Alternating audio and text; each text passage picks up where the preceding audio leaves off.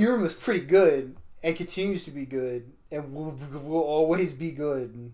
You think so? I'm always? Pretty confident. Ready for that Iruma live action movie? We've got over 200 chapters of Wiggle Room where I'm pretty confident it will continue to be good. Alright, that's fair. So, chapters 17 through 37 were read. You can tell that by looking at the thumbnail. Yes. Because the end of Volume 4 isn't like the real good stopping point for the more chapters. So we immediately went from let's do 2 volumes of video to oh, that's stupid. Yes. It's a little silly. So we did go into this. I said that the volumes don't. They get a little But in terms of discussion, it's probably better to softly go by arc or volume. But yeah, Iruma's pretty great. If you like good things that are 10 out of 10s, you should read Iruma. But again, watch it. Watch it. Only read up to what we've discussed. Yeah, fuck you. You cannot. You're not allowed to read more. I guess we're the be all end all. Another thing we could start doing is saying the next chunk we're gonna do. Yeah. So. But I guess we should do that before the spoilers start. At the end of the no spoilers. So as we have found out, you must obey us when we say you can't read ahead because we are the authorities on Iruma-kun on YouTube. Because I couldn't find no one else discussion content. Yeah. There was reactions to anime clips, but you could do that for any. That's anything. Yeah. Anything that exists, there will be reactions to. That's nothing. That's easy. There's no in-depth discussion about the themes of Iruma-kun and how they're pretty good. They're pretty good. It's pretty well written. Hey, who knows? Sapnok's pretty good. He's caked up. He is. Oof. And you can hear him coming. He supports people. He does. Because he doesn't get that support. He don't get that. No, what's an ass bra? Fucking. Does that have a name? YMCA. The working men? Working men? What's the village people? The village people. The fucking dude that's got like the leather chaps. Chaps. Yeah, okay. Assless chaps. That's it. My man Sapnok walking around. Just like Iruma-kun, this discussion is not for children. No, it is not. But you might be deceived because Iruma-kun looks so good. Asmodeus with his pink hair looks very inviting. It's great. His mother, what could have been, looks very blonde inviting. Asmodeus. Is true. We saw that. Yeah. Even though I shouldn't have seen it because it's 100 chapters from where I am. 150. Ugh. The character booklet. All right. So this little first portion is going to be spoiler free because that's probably how we should do things. Yeah. Because we're not monsters, and spoiling Iruma-kun for someone is a cardinal sin. It's a crime, I'm pretty sure. It's very bad.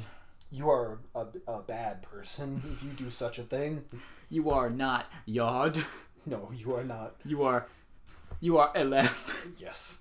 You are garbage. You are a piece of shit. Yes. So, I guess we can start by just talking about non-spoilers in the stuff we're talking about in this video. Mm-hmm. Everything before this, I'm going to assume you know what's going on. You've either read it or you've listened to the conversations. Yeah. So, chapter 17 is like the only one-off in this batch, really. And it's wonderful, and it comes back later anyways. Yes, it's important, but it's the only one that isn't like continue. Like it could have just as easily been like later, or like worked into 18. Totally. But it makes sense why it wasn't in the first 2 volumes and where it is, because it's good. It's shit. Wonderful. I hadn't read Iruma for like over a week. I went on vacation and I waited till I was about to come back to read it so we could do this video and I could keep it fresh. And it's probably going to be the longest Iruma drought for a while. And I fucking was so happy it's a really about good, what I was reading. Yeah, it's a really good... The first... that whole first chapter. It's such a good fucking return. But then the rest of the volumes continue a lot of the stuff that has been set up. Of like, here's what the goals are. Mm-hmm. One of the goals being... I need to find goals. Yeah, the escalation of magic and stuff like that is and the really ranks nice. And it's hereditary abilities. Mm-hmm. They get into more of the bloodline magic. And how ranks like actually matter. Yeah, they do a good job of with the food naturally introducing in ways they've already talked about, like set up. One of the first things, it's like chapter 2, is fucking him talking about, oh, you get different food depending on your rank. And then you get to see that. And then you get to see people's reactions to ranks. And that's a big part of these chapters and basically the entire story. It's very cool. It's very good world building in terms of that. Yeah. And the main stuff is like battalias in this section. And clubs in the different divisions. As being introduced as the next like goal of Iruma. Of like, I'm going to join a club and then we're going to perform well. And that's going to lead to me learning more about the world, ranking up, and meeting more people, ranking up, and being able to secure my place where people won't treat me like shit, but also I don't want to stand out that much. He's continuing that fun little thing. It's a hard balance for him of like, I like being happy and making other people happy, and I just naturally do that because I'm Iruma-kun. But I don't want to stand out too much. Because then I'll be edited. Yeah, potentially. Potentially edited. Maybe just tortured. Yeah. He'll be on that cross. And then along with the battalias, there's more stuff of, like, family. Really, it's a series about family. It is. When you really get down to Don Toretto? Yeah. He actually wrote this. Yes. Yeah. That was actually a Star Wars New Trilogy reference. Oh, yeah? Because that is a big quote from, what is it? Is it Carrie Fisher? I don't know what you're talking about. I've seen all of these movies. Leia's actress. Yeah. Carrie Fisher. Yeah, she did an interview where she's like, really, it's about family. It's like the most generic. Because there are families in Star Wars. Because it's the Skywalker saga. Totally. But, like, the Battalia being, like, a faux family, the Misfits class, and, like, obviously Sullivan and Opera. Yeah. There's lots of good shit. But then it also, with the ranks, gets into talking about more of the world building and introducing a bunch of new, older characters that have, like, established places in the world. Yeah. That you can see some family relations in who just they are. Just visually. Yeah. It's very good at telling. At them. And you can tell more of, like, I told you the thing about Clara's design. And all of the family names are usually, like, demons from the fucking once you get a little further into it, there are more editor notes that kind of say like, oh, this person is a direct reference to like this 72nd demon of Solomon. It's cool.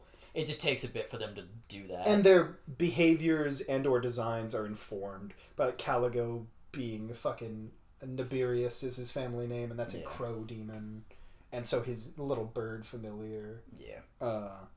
There's tons of cool shit. It's very layered. They keep going. It's almost like Kiseki. It's where like more, the names it's really almost matter. like they thought about it. Yeah. And when you go to design something or write something, you're like, in what ways can I tie this into other things that are relevant? So that and you could look at a character's name and be like, oh, I get it. Oh yeah, I know who you are. And it's great. Yeah. Yeah, that's about all we can really. The characters continue to grow, and like chapter 17 is a great example of like showing Clara's growth specifically. Yeah. Asmodeus and all the characters, you get to see like half, like a third of the Misfits class starts to get more stuff with their like families. And what their stuff is about, and just giving you hints of that. Basically, if they didn't get anything in the first 2 volumes, they didn't get anything in these 2. Yeah. Which, and the characters that got, like, lines in the background get more. Like, you learn what clubs Jazz and Reed are a part of. Yeah. But then everybody else kind of is still in the background for now. Yeah. This is, like, the first section of the manga that has a arc, I suppose. That has like an arc. Real fucking... Because the only close one is like Dodgeball, but that's probably 4 chapters between the introduction and the conclusion of it. Yeah, this has a very clear establishing stakes. It has an event rising tension, that is named as climax. Well. Yeah. It has an event that is named, like, you could go to a wiki and be like, it is the blank Battalia arc. Blank arc. Yeah, and it's really good. Yeah, wonderful. So I guess the next chapters we'll be going to, if you haven't read them yet, is... You wrote it down. I wrote it down. Let me get 58, I'm pretty sure is the end. It's 38 to 52.5. 52.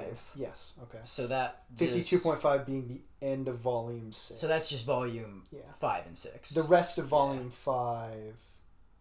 Yeah, and then 6. So we're not... So we'll get back to just doing volumes. 2 volumes. But that's it's more about the arc and appropriate places to start and stop. That one just lines up like that. Yeah.